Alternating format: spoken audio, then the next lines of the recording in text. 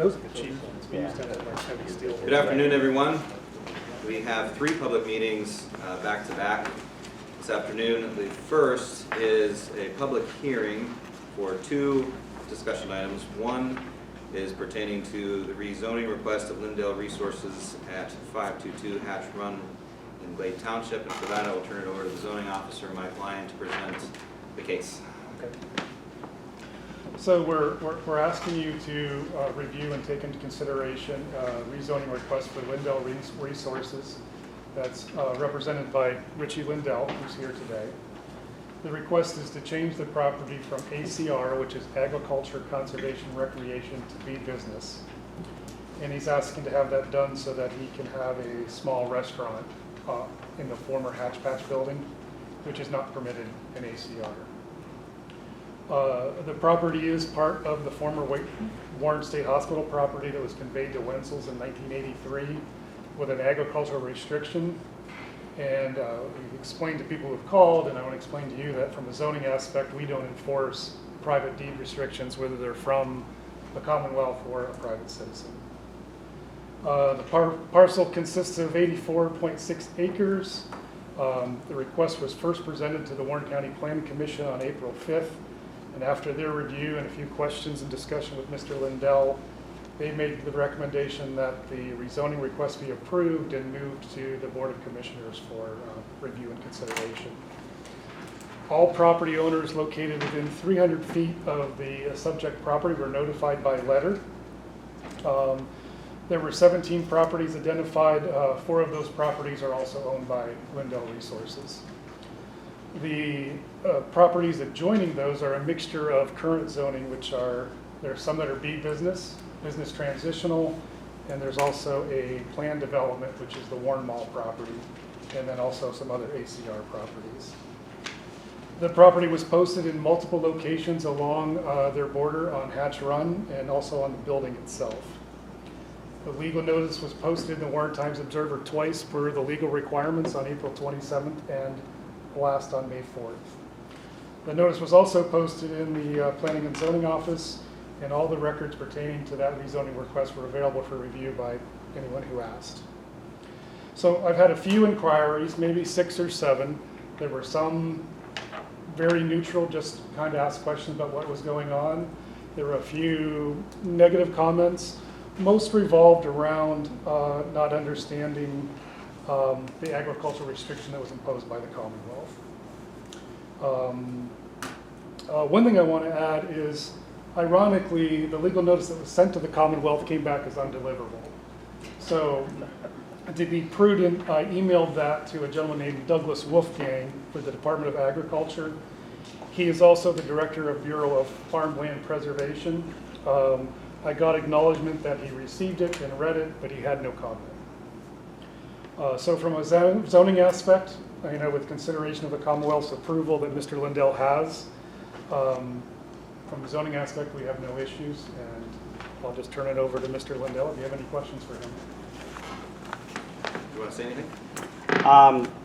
I guess the main thing, so that people understand what we're doing, is things have changed in the marketplace, and now that we own multiple businesses and locations there, that it's prudent for us from a business financial standpoint to consolidate businesses and to reduce costs, just like the county, I'm sure, does all the time, and other businesses. And it's going to give us another outlet to direct market our beef products and some of our produce and stuff. So, the Hatch Patch is not going away at all. It's just moving, to an adjacent deed. And this will allow an opportunity for a current restaurant owner to market our products, and that's part of our agreement, which in 2018, when I went before zoning hearing board to ask for a variance to add ice cream, at that time I had asked for permission from Douglas Wolfgang from the state to do exactly this, and thankfully I still had the email saved, so I turned that in. And we knew we were probably going to go this direction at that time, but at that time they suggested that just giving me a variance, and if we decide to do this, to move forward, to come back and have it rezoned. So, from my understanding and my lawyer's understanding, that, the ag restrictions have no bearing on zoning. and zoning no bearing on ag restrictions, and we also have the permission from the people that hold the restrictions. So, and as Mike said, I mean, we own 2 properties, or my family consortium owns 2 properties that are business, zone business right now, plus I think John owns property touching it last year, and Conservation District, and can't think of the last one, owns the other one. There's 3 properties touching this one that aren't currently zoned business or owned by our family enterprises. So, but I appreciate your guys' handling this. Thank you. If anybody has any questions from the public or you guys, I'd be glad to answer them. So the entire 84 acres would be zoned business transition? That's what's being considered, yes. Okay. The ag restriction still applies to the entire property. They're just allowing you essentially to convert one building to another use. Correct. One thing noted, Mike and I were just talking about, so my whole, not all the property that I own there, or the family owns, is under that ag restriction. There's one deed for all of it. This is just a small portion, 2 parcels within that one deed that we are proposing to change, because there's, in that same deed, there is already properties, zone business, that don't have ag restrictions, and I own the OGMs and everything. It's just the stuff that was originally conveyed from the state that holds that restriction in that deed. So it's kind of, when we purchased it 8 years ago, the lawyers wrote the deed all together, which made it kind of confusing in that, you know, it's multiple different things under one deed. So it is confusing when people look at it to how it is all How done. large are the 2 parcels that aren't under the restriction? Well, see, I think there's a total, if I want to talk about the whole deed, I think there's 221 acres out of, I think, so I sold 100 and there was 400 to start with. So then there's, so it looks like it's down to 300. There's 100 and some acres, plus I bought property next to John's house that isn't in that deed, but it is, you know, another, what is that zoned? Is that agriculture or is that, I can't remember, but it's, So to has- clarify, if I could, that the current deed that he's referring to that contains what's referred to as the Hatch Patch property, there are 4 or 5 properties contained in that.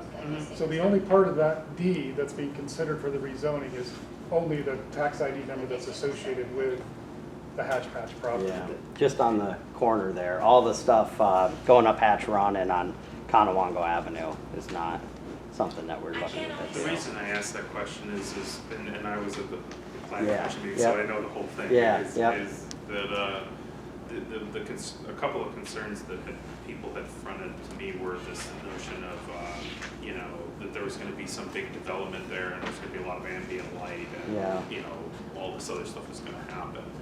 And, I mean, technically speaking, that can, right? I mean, Right, the the you deed know, restrictions are still hold true yeah, no and so matter what. you know, basically the goal is just to have this section, which is already a business, already developed essentially, into to some that. degree, you know, although it's agriculture focused, you know, to do a few other things. Yeah. So Okay.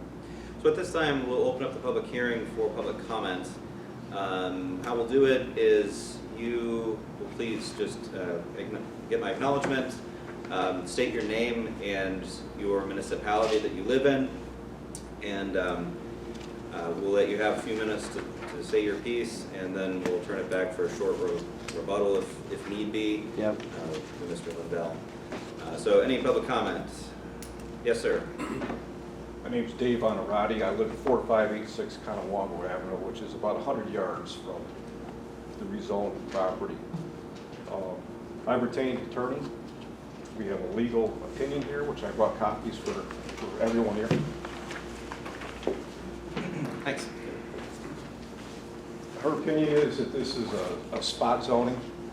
It's made out for a request for one business, which is a small corner lot. There's 85 acres there. This is my neighborhood. I've spoken to probably a dozen neighbors and tried to mobilize them to speak to other neighbors to contact you folks. I've not found anybody that's for this. No, everyone's against it. It's 85 acres. We drive by this every day. Anything can happen. Whatever Mr. Lindell's intentions are, doesn't matter if you rezone this business. anything can happen after it's rezoned. I talked to Mr. Lyons. He told me, and here's a little bit of a controversy, he told me that Mr. Lindell was going to be bringing a paper from the state stating that the deed restrictions have been lifted. I did not say that. That's what not- I That's understood when he inaccurate. spoke. No, that's inaccurate. Okay, so well, that's what I understood. The point is, it's 85 acres. How would you like 85 acres in your neighborhood to be rezoned business? This community has more business and commercial property available than we know what to do with. There's no reason that we have to change 85 more acres into business. Now, I don't know how you folks think of this, but just think of yourselves in here. Don't be thinking about tax-based income. Think of what the zoning laws are for. And I'm prepared to go as far as I have to go with this legal opinion. Okay, Okay? thank you. Do you want me to address Yeah. that? Okay. So what I'd mentioned to you is that Mr. Lindell has a document that's an email from Douglas Wolfgang that gives him permission to have a small restaurant on that property. Addressing the spot zoning question, it actually is not spot zoning because on one side, it's adjoining a business transitional property, and on the other side, that would be west, it joins property that is already zoned B business. So spot zoning would be if, for example, if he was trying to cut out a little corner just around the building that was surrounded by ACR, that may be considered spot zoning, but as it sits right now, it is not. So we're changing 85 acres for one corner, and you're thinking that's all right? But, I'm sorry, you also want to consider, we're not approving his use of what that building is, we're rezoning the entire property because that's what he asked for. Yes, and that's what I'm disagreeing with. Okay. You're changing for a little corner. He could turn around and sell that property. You could rezone this tomorrow. He could sell that property the next day He to a could. developer. Can I address that? Zoning has nothing to do with the restrictions still I stand. understand that, but you Yeah. can sell that property. Just And as you can sell your Your property stuff. is going to be so much more valued as business than it will be for agricultural. You're starting a restaurant with agricultural property, and then Yeah, you want I to can- change it. Then you want to change it after you're done. May I ask you, what was the selling price per acre on the land where Walmart's at? Because I dare say that I pay more for ag land than what Walmart paid per acre. I'm just want to compare that my property is worth what it's worth for agricultural Class 1 soils. But it'll be worth a lot more under a business zone than it will be in Does, agricultural. the zoning has nothing to do with changing what you can use it for because of the restrictions. Unless the restrictions are lifted. And I Not- don't know what that process is, and no one can tell me because it's state. So all you have to do is lift those restrictions, and now you have a very valuable piece of property, which again, there's restaurants for sale in Warren. You could put a restaurant right now at Iki's. That's already Yeah, zoned. In that's- fact, you can ask Mr. Lyons, that's already zoned. I think you can put a restaurant in there right now. We don't need 85 acres to switch. I see a lot of options on the table. This just smells awful fishy to me. And it's going to affect the dynamic of my neighborhood, and I'm not really happy about that, and I don't know anybody that is. And I'd like to know, when the Planning and Zoning Commission made this recommendation, what was their factors for this? I mean, I was never notified. I don't know what they used for a factor to recommend this. Well, real quick, I believe they used the facts of the data involved. When we presented the facts of the situation, they made the recommendation based I meant upon the about facts. posting kind of your requirements. Yeah. So the planning commission, they meet the first Tuesday of every month. So their meetings are announced at the beginning of the year. The individual ones are not, but anyone's free to attend those meetings. So a very similar process was presented to the planning commission. They looked at the properties, maps, they were given copies of deeds, so they look at all of that. So they look at the relation of his property to the adjoining property, seeing that it's, just like I mentioned, it's adjoining a business transitional, a business in the planned development. And they make the recommendation based on that information. So the community is not involved. They are today. I mean, this is where That's the the decision process. is being made. We'll Just, need to move on to other people, right? Yeah. I think. Is there anyone else that wants to speak? Yes, ma'am. I'm Ann Benson. I live at 151 Conowongo Avenue, which is in Pine Grove Township and some distance from this property. Okay. But I still, I'd like to reiterate Mr. Honorati's point about farmland and the value to the community, and the concern that once this is rezoned as business, it could be sold and undesirable, less desirable properties could be created out of that. Okay. I would like to see it be farmland. Okay, thank you. Others? As is my wish also. Yes.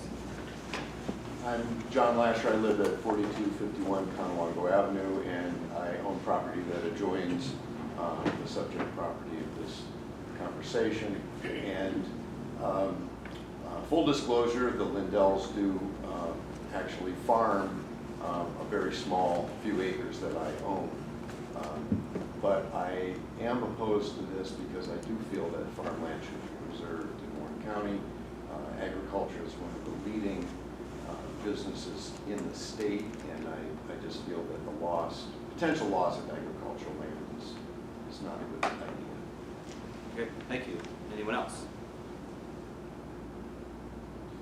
I had a quick thing. Mike, you have a process to contact people, don't you? Regarding zoning? You mean for the announcement of the hearing? Yeah. Yes. What we do is, like I mentioned earlier, the property is posted per the legal requirements of the municipal planning code. Mm-hmm. And then we notify in person with a copy of the legal notice that appears in the paper, everyone who owns property within 300 feet of the property line of the Okay. subject parcel. Yeah, I just wanted to make sure that was clear, that it wasn't a situation where it was just a decision was made at that meeting with no input from the community. They go out and engage the people in the community. Well, the Notify. notification is for the public hearing, Yeah, not but I the mean, planning. my point is that you go out and try do every effort you can to notify people that this is, that there's a discussion being had about it. And just to clarify, the planning commission doesn't make the decision, they make a recommendation. Your board of commissioners are the ones who are going to make the decision. Well, great. And we'll deliberate about that in the next commissioners meeting. Just want to say one last thing. All the neighbors were talking about, we have to drive through that intersection. Basically, it's a dead end. Conowongo's a dead end. Whispering Hills, Mater Lane, everybody has to basically go out by that intersection. So that's why it's not like it's part of the neighborhood. It's part of where we have to go. It's part of our routes every morning, every night. Okay. Thank you. Any other people that want to say something about this zoning request? Hearing none, the next request is for the community block grant program. For that, I'll turn it over to Lori Dunlap. Thank you very much. I'm basically alerting the public that the county will receive CDBG federal fiscal year 2022 funding. We'll probably get around $245,000. Last year we got $248,000. We were told we're going to get a little bit less this year. The application is due to DCED on the end of October. CDBG funds have 3 national objectives that they have to meet. One is benefiting low and moderate income persons, addressing blight or urgent needs to public health, such as a disaster, a flood, or something. Some examples of how it can be used is purchase and sale of properties, demolition of blighted properties, parks, schools, libraries, senior centers, water and sewer lines, sidewalks, new streets, reconstruction of streets, services that assist primarily low-income persons, activities that will create jobs, planning projects such as mapping or sewage plans, etc. That's what we've mostly used it for in the past. Guidelines that we use is if it's eligible for CDBG funding, how much it is and how large the service area is. So basically, will we get a good bang for our buck? Well, second, I've contacted all the municipalities in the county. I've had an ad in the paper soliciting project proposals. Once those come to me at the end of June, then I'll turn them over to the commissioners to decide which projects to select. So at any time up until, it's July 1st, you can send a proposal to me. Are there any questions about this or any questions about any past CDBG projects?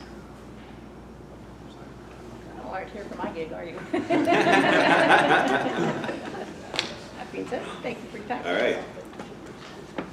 Then if there's nothing to talk about with the CDBG, we will close and adjourn the public hearing portion of this meeting and move into the election board meeting, which I'm sure you were all waiting for. The meeting is also being recorded. First item of business, minutes from March 9th. Any comments, corrections? Hearing none, do I have a motion to approve? I'll make a motion to approve the minutes for March 9th. Oh yeah, Dan Glotz. Thank you. Where are you? Do you second that motion? Right, I forgot, because Commissioner Eggleston is on the ballot, he's not on the election board, so Dan Glotz is by court order appointed to the board instead. So the motion properly made and seconded to approve the March 9th meetings. All those in favor, please state aye. Aye. Opposed, nay? Daniel? Motion. Was there a motion? I'll second it. Yes. Sorry. All right. I had another Next. conversation going on at the same time. See that. Next, we are going to swear in Krystle Ransom as technically the Chief Clerk of the Board of Elections. So I'd ask that she come forward. Please raise your right hand and repeat after me. I, Krystle Ransom, I, Krystle Ransom, do swear that I will, as Chief Clerk of the Board of Elections, do swear that I will, as Chief Clerk of the Board of Elections, in all things truly and faithfully perform my duty in all things truly and faithfully perform my duty to the best of my judgment and ability, to the best of my judgment and ability, to act on behalf of the Board of Elections, to act on behalf of the Board of Elections, and to administer oaths and to sign vouchers, to administer oaths and to sign vouchers, and that for all primaries and elections, and that for all primaries and elections, continuances and recounts, continuances and recounts, I will carefully and truly record the number of votes I will carefully and truly record the number of votes that are given to each candidate, that are given to each candidate, and that I am not and will not directly or indirectly that I am not and will not directly or indirectly be interested in any bet or wager on the result of any election. be interested in any bet or wager on the result of the election. Congratulations. Thank you. Thank you.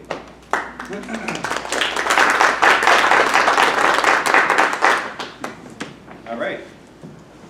Would you please brief us on the letter from Clarendon Borough, and then after that, your readiness for the primary next week? Sure. I did not bring the letter, but We have it. yes, you should have it as well. Clarendon Borough did a request to move their polling location from the fire department to the old Allegheny Valley School. We did decide to not move that as we have to follow certain policies to get that moved, and they gave us about a 6-week timeline, and that just isn't feasible for us right now.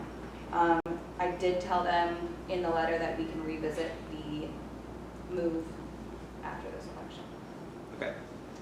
As far as readiness goes, we did all of our LNA, which is logic and accuracy testing. That went flawlessly, and as you can see if you walked in the courthouse, everything is ready to go. We're working every day to get that each precinct ready for the election. We've worked with the maintenance department to get everything delivered. This past 2 weeks ago, we had poll worker training, and that was very well received. The last election, we elected a few new judges of election. We have brand new poll workers, so that went off really well. Everybody learned a lot. And despite the timelines that we have kind of condensed, we are ready for election day, and we've stayed on schedule. Very good. Thank you. We've overcome a lot. You're doing a great job. Thank you.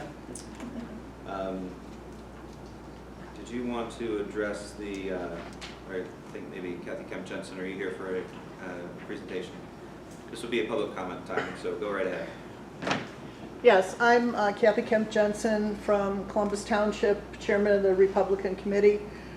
Just was a little bit concerned because we did have comments from someone who had received a mail-in ballot indicating that the position of committee person for the county was listed as being a male and a female, and that is not necessarily the case as far as our bylaws are concerned. Our bylaws say it's preferably a male and a female. We do have 2 districts within the county that I know of for sure that has, in one instance, 2 male candidates, and in another instance, 2 female candidates. And I was a little concerned if there was some issues with the voters. We don't want them to think that they can't vote for both, because they could. So we just brought that to Krystle's attention, and obviously, I don't know if something can be publicly stated at the voting booths to show people that they have that option, or if anything even needs to be done. I'm here for whatever you feel needs to be done. Would it have any effect? I mean, there's 2 people on the ballot, and even if you only voted for one, they're both going to be elected, correct? Correct. And honestly, my only concern would be if the situation is someone felt that they wanted to write in a candidate, Okay. but felt that they were being limited because that candidate was of the same sex as somebody who else was already on the ballot. I don't know of any mail-in candidates, but who knows? In this day and age, you never know who's going to do what. That's my only, to be honest and fair through the whole thing, to make sure that we have everything accurate. But I guess I just really wanted poll workers and or people at the polls to know if there was any questions, that is the way our bylaws do read. Okay, your bylaws read that it's a preference, It's a preference, but not a requirement. and we put it in the ballot as saying, Vote for one male, vote for one female. okay, which is what the state has us do for state committee. That's correct. Okay, I can see how that happened then. That makes sense. Nathaniel, did you want to say anything? Yeah, I reviewed the issue. You know, in the future, the clause won't be included for county races. And I think it's late in the day to revise the ballot. I can look into whether or not anything can be put in writing at, you know, all or the specific precincts, you know, as public information for the, you know, electors to consider. So, Okay. Yeah, please do. That'd be worth that. yeah. Krystle, did you wish to say anything? No? Okay. Very good. Is there anything else, Kathy? No, it's just, didn't know if anything could be done with the machines themselves at this point, or, because I know obviously the mail-in ballots, they're out, there's nothing that can be done. I don't think they can be different. Yeah, okay, and We then, can't unseal anything, they're already tested and Okay. sealed and. and then obviously when the results come in, we will accept 2 males and we will accept 2 females if that's the case when those districts are counted. Okay. Any other public comments for the elections office? Hearing none, we will adjourn that meeting. On to the commissioners' meeting of May 11th. Would everyone please stand and join me in the Pledge of Allegiance in a moment of silence? I pledge Allegiance to the flag of the United States of America and to the republic for which it stands, one nation, under God, indivisible, with liberty and justice for all.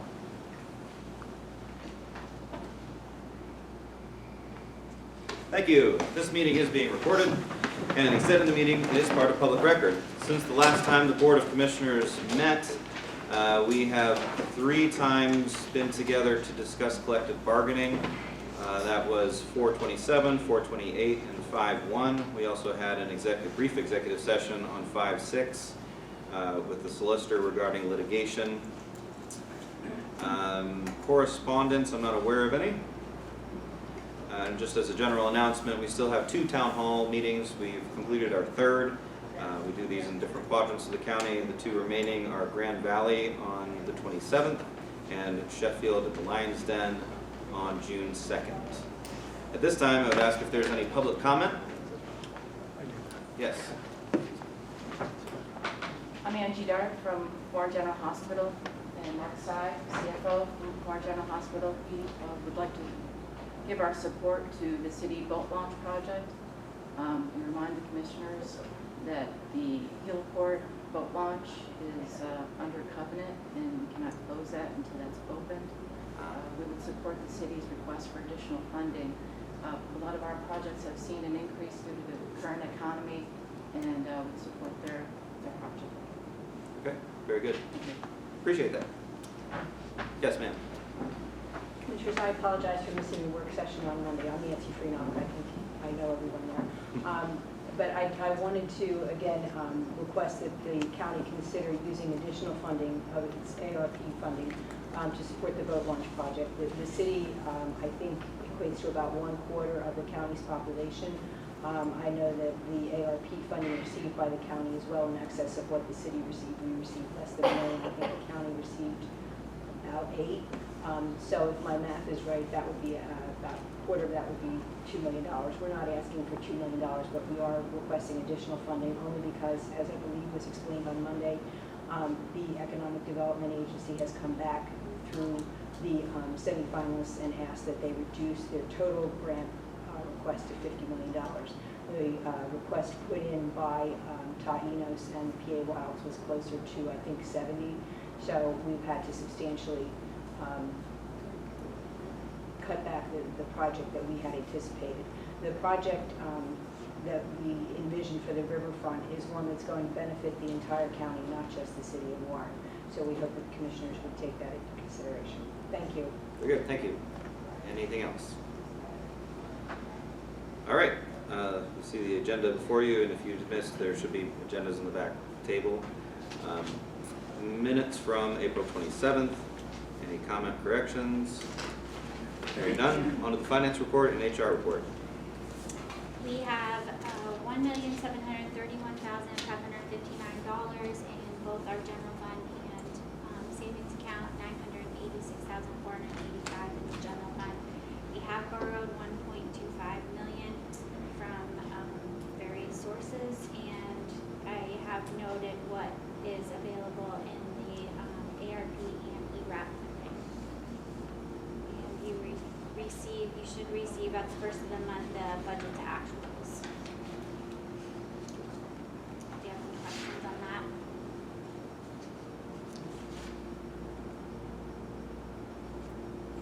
HR?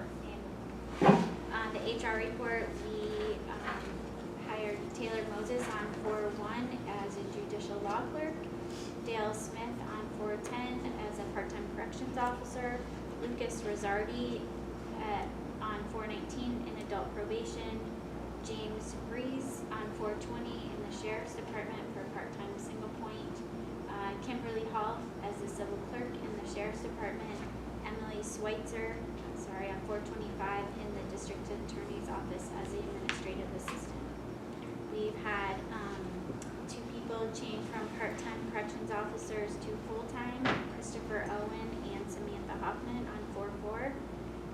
Colton Swan went from a full-time telecommunicator to a part-time telecommunicator on 4/6.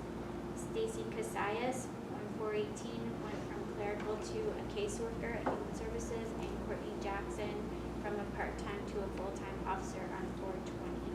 And we've had 2 separations, Jade Root and Dominic Pale, who are not eligible for pension.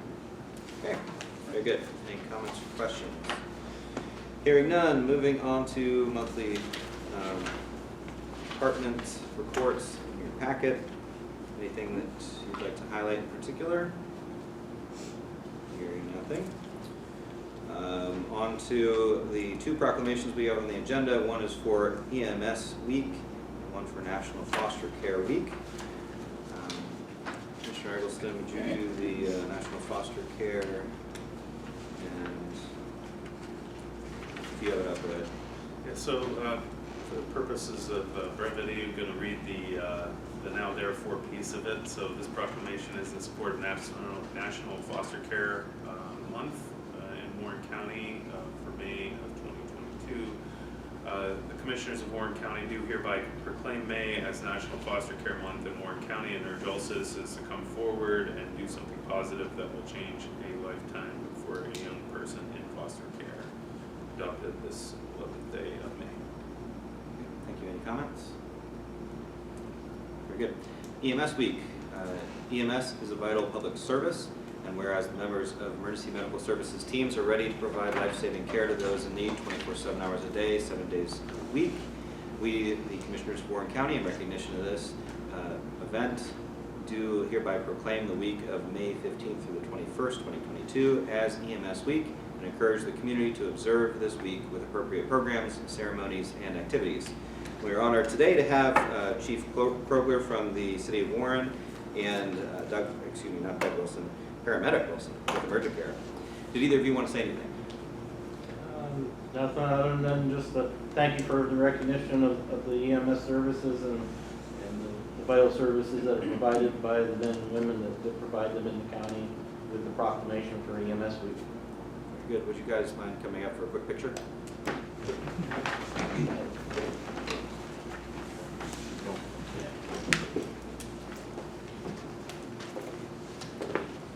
Rose between the thorns.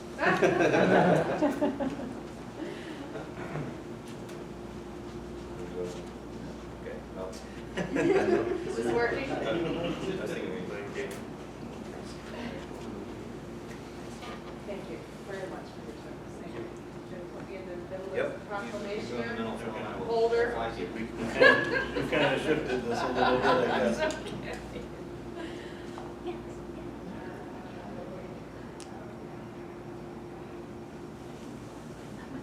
Thank you. Thank you very much. Thank you.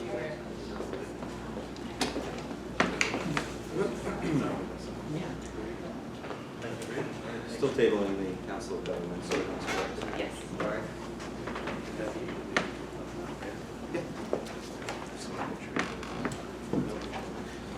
Okay, on old business, we had Council of Governments ordinance from the last meeting.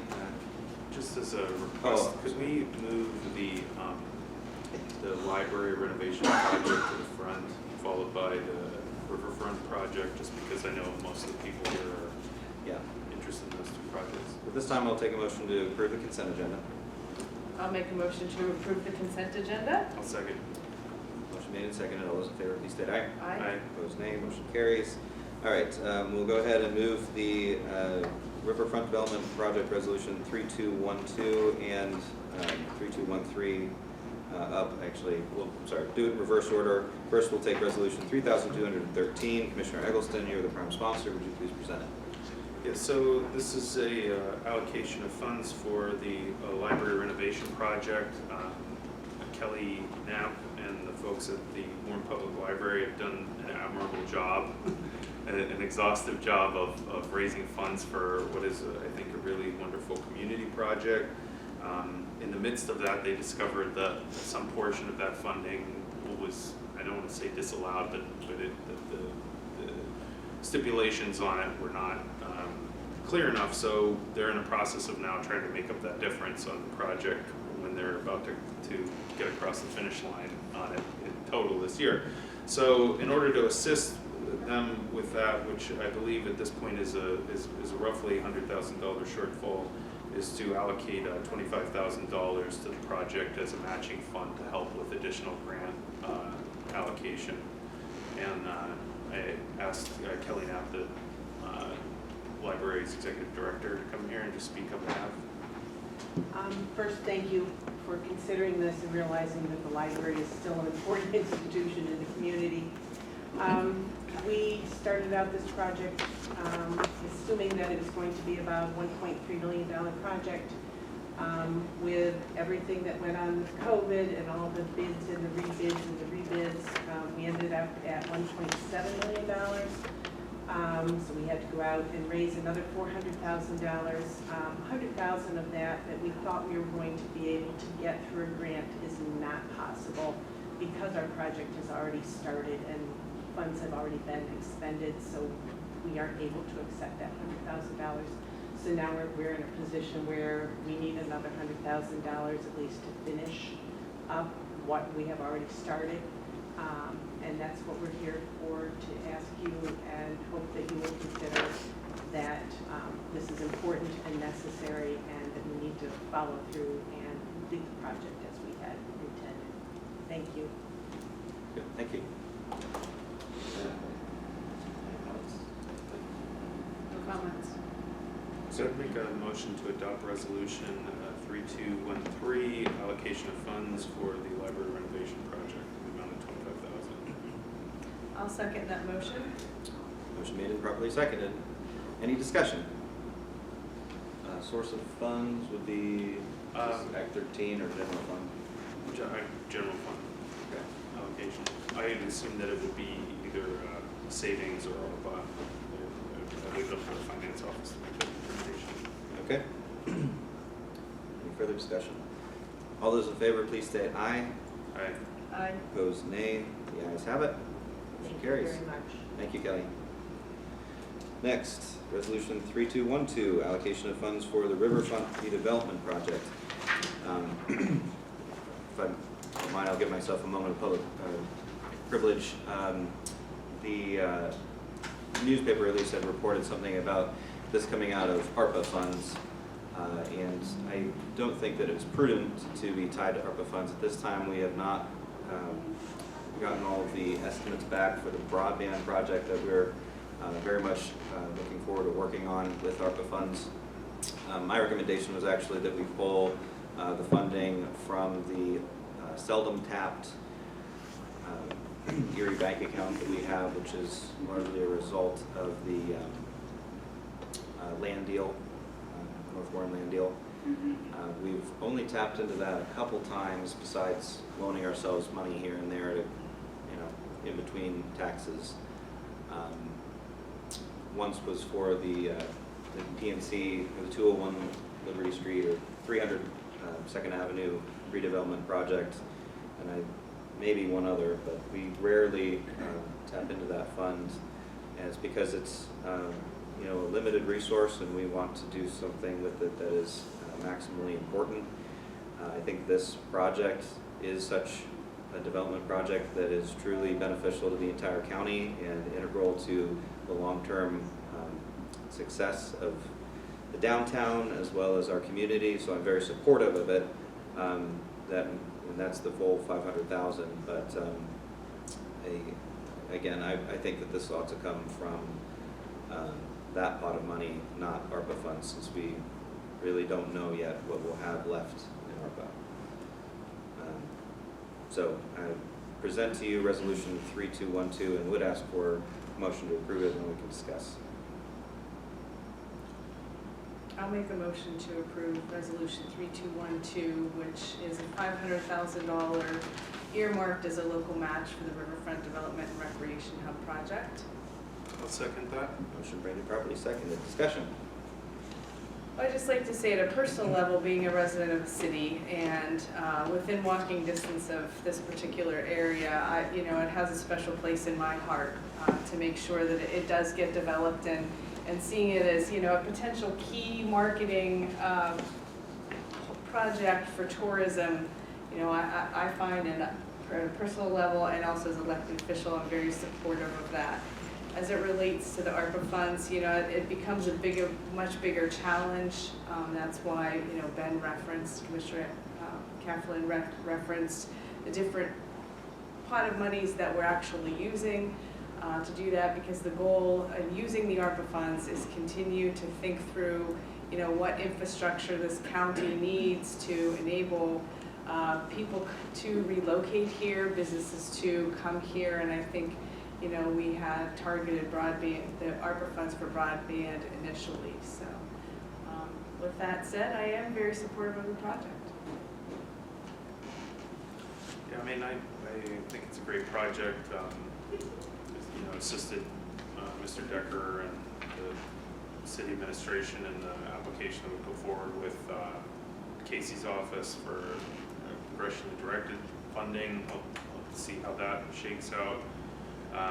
As I stated at the work session, I think that there's a lot of different buckets that we can try to tap into for additional funding on this, and I think that with the allocation that the city's made in conjunction with the county and else that's a very solid match for a lot of different funding streams. So I want to continue to try to make it a reality. I think that it's not just a matter of marketing or tourism. I also think it's a matter of safety and access to the river. I think both of those are things that need to be considered. As has been pointed out previously, river access for emergency management situations is a real challenge, and this would assist with that. I think also to try to alleviate some of the burden that the hospital bears, with the helipad and access to that boat launch. I think that there are a multitude of reasons for the project to move forward, just aside from tourism. That said, I think many of you attended. I didn't get to go because I somehow missed it. Didn't find out about it. The festival that was down on the riverfront recently, conducted by the businesses down there, and it was an incredible success with very little, from what I could see, promotion.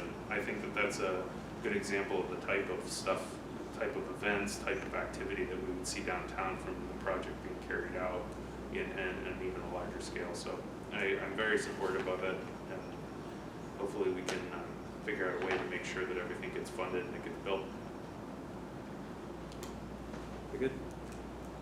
Anything else? We did already move this, correct? Yep. Yep. Okay. Everyone ready? All those in favor, please state aye. Aye. Opposed, nay. The motion carries. Thank you. Thank you.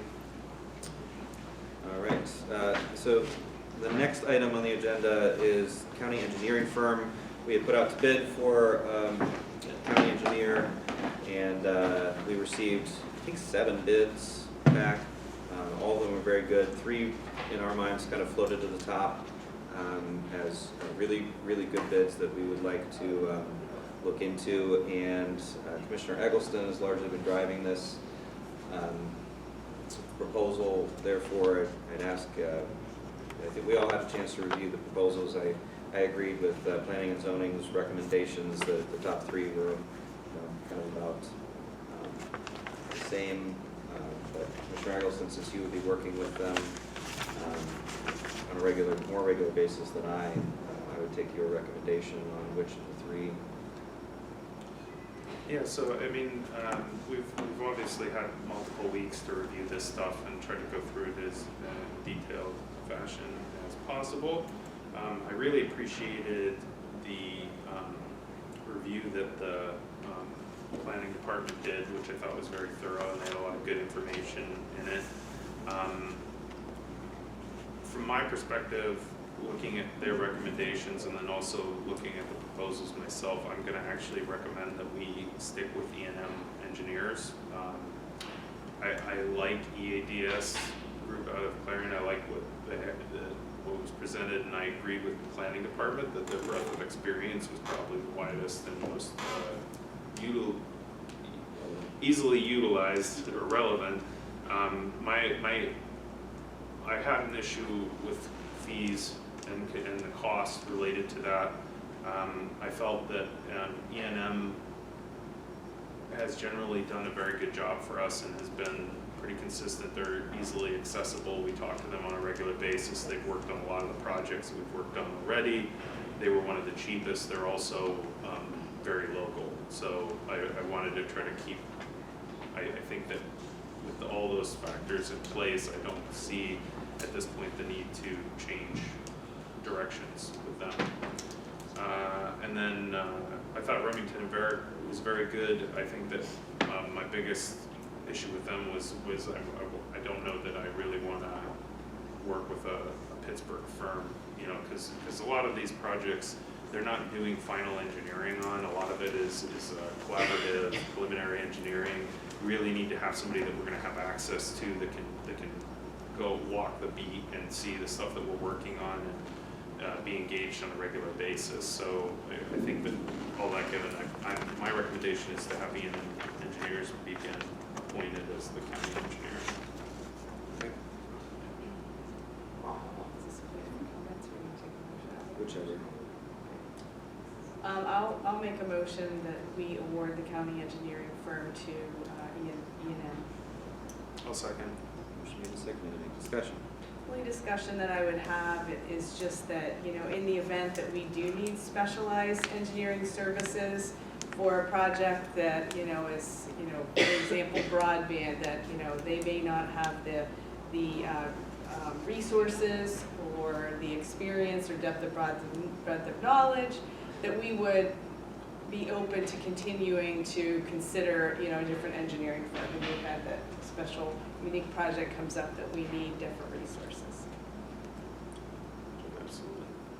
All right, those in favor of the motion to hire E&M, please state aye. Aye. Opposed, nay. The ayes have it. The next item is the ordinance related to the parcel we just discussed. That said, given in light of the legal letter, I would like to go into a brief recess to seek legal counsel. So I would like to, so I think what we'll need to do, there's something in here at 1, right? All right. We will recess now and reconvene at about 1:10 in the Commissioner's conference room downstairs. It's here, it's going to be here 5 minutes earlier than I said. I think everyone else had different.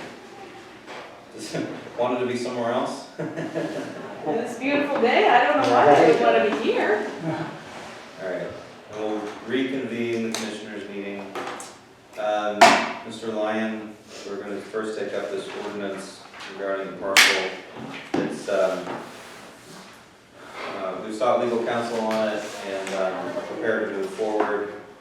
That said, we are also advised that it's possible to shrink the size of the rezoning request from the entire parcel to, I don't know, something like 200 feet in from the road or something like that.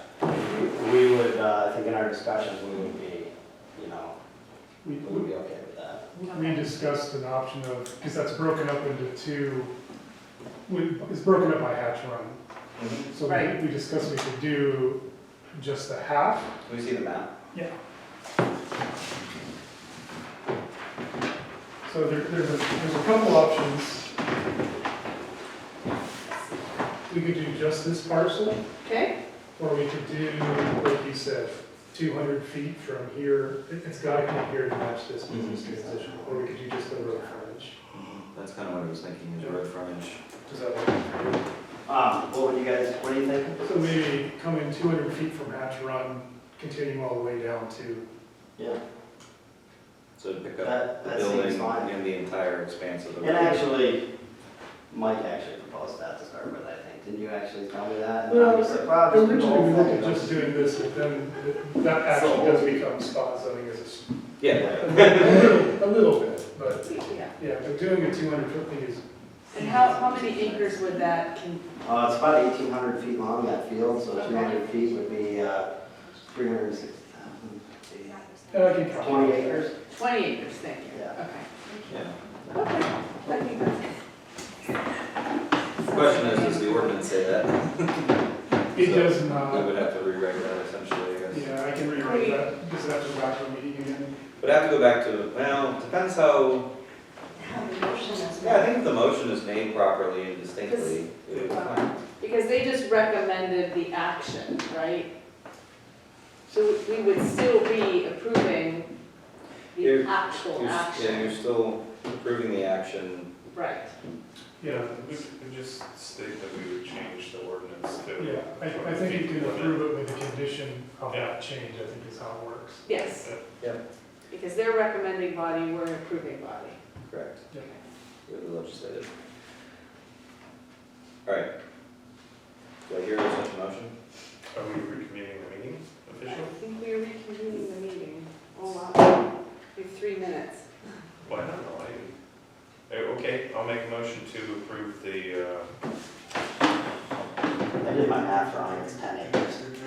approve That's ordinance incorrect. to authorize the rezoning of parcel I appreciate W. your time.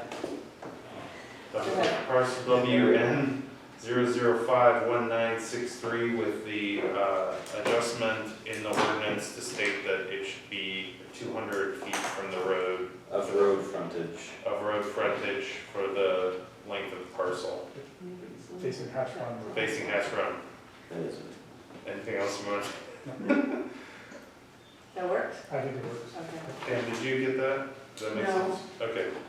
So the rezoning of parcel WN 0051963 to, with the adjustment that it be 200 feet from the road facing Yeah, it's Hatch Run, facing the road-ish. Facing south. Facing south. Facing north.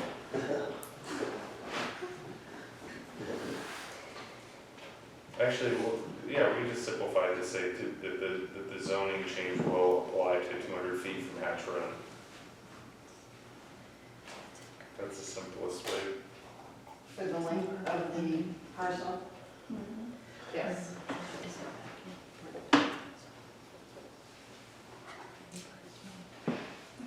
And I can reconfigure that map to reflect that. Easy enough. I'm throwing you an exhibit just so that you have it. Okay. If we have something. Sounds like my business. This is what we're working on. Heard what's like. So Commissioner Eggleston's made the motion, I will second that motion with the modification. Motion has been made and seconded. Further discussion?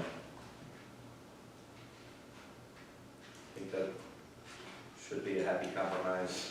Sounds fair enough. All right, if there's no other discussion, all those in favor of the motion to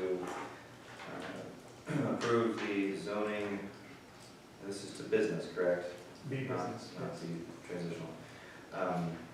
Whiskey November 005196300 from ACR to B Business for 200 feet of road frontage along Hatch Run Road on the south side of the road.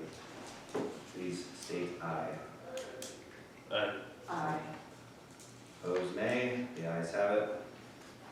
Thank you. Thank you. I'll get this all reword it. I'll send you a letter. All right, sounds good.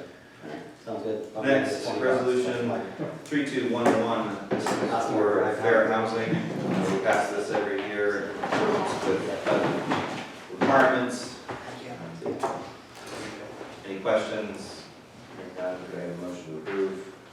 I'll make a motion to pass the fair housing resolution number 3211. A second? Motion made and properly seconded. All those in favor, please state aye. Aye. Ayes have it. On to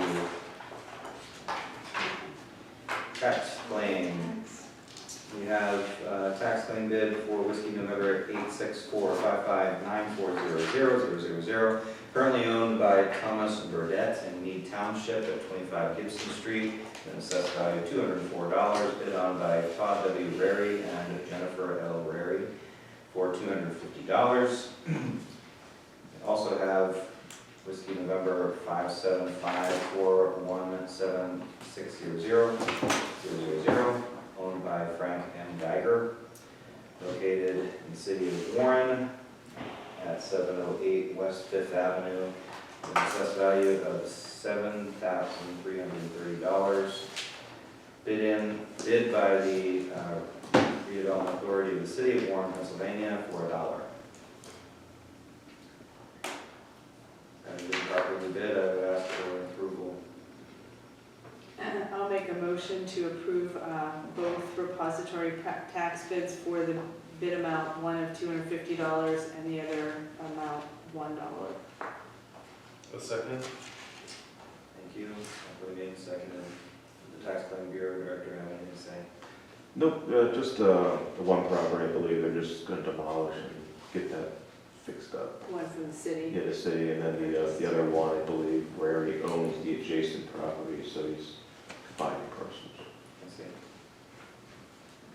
Okay. Any further discussion or questions? Hearing none, all those in favor, please say aye. Aye. Aye. Opposed, nay. The ayes have it. Next, a payment in lieu of taxes.